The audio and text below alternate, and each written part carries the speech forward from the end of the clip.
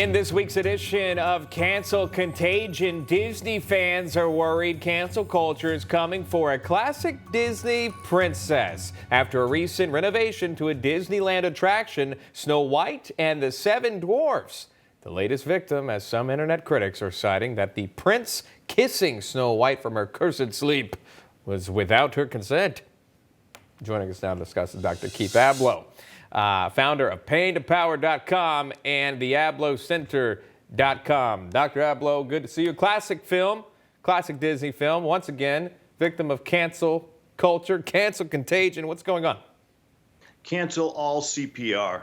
The victim has to give permission for the breath of life to be breathed into the person. No, so Snow White's in trouble because the Prince Charming, kisses Snow White, who is in a coma after being poisoned by an evil witch. He kisses her, but he doesn't ask permission. This is an example of cancel culture gone crazy. And the whole reason we started cancelcontagion.com in this segment is because we want people to share their own cancel contagion stories. And this one is pretty crazy. Well, so then I'm just curious. So how does the princess wake up? Is she still sleeping?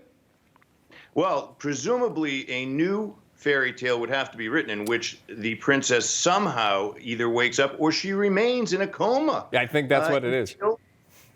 We've got to get lawyers involved. Somehow someone's got to give permission, some edict that the prince is allowed to kiss her on the lips. What about the witch? She poisoned her. You're not going to cancel the witch? She continues to go on. Look, there is another one here that a lot of folks had trouble with. Over the past Sunday, Mother's Day, as many of us know, and while the White House and Speaker Pelosi sent heartfelt messages, Congresswoman Cori Bush had a different message. We'll catch you up. Here it is. It says, Bush and the pro-choice group, Narelle tweeted, quote, this is what it says. When we talk about birthing people, we're being inclusive. It's that simple. We use gender-neutral language when talking about pregnancy because it's not just cisgender women that can get pregnant and give birth. Reproductive freedom is for everybody, end quote. So now Mother's Day is canceled, and you got to be calling it Birthing People Day.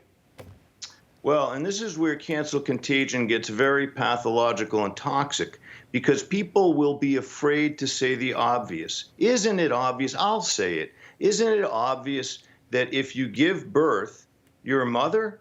Can't we say that? That if you're at one with your femininity, your anatomy, your DNA, hormones are supporting the birth of a child, estrogen, progesterone, oxytocin for nursing, can't we say that you're a mother? Well, no, the cancel folks say. They say because you might be giving birth with female anatomy, but insist that you're a male in terms of gender. Therefore, you're not a mother. You're presumably a birthing person.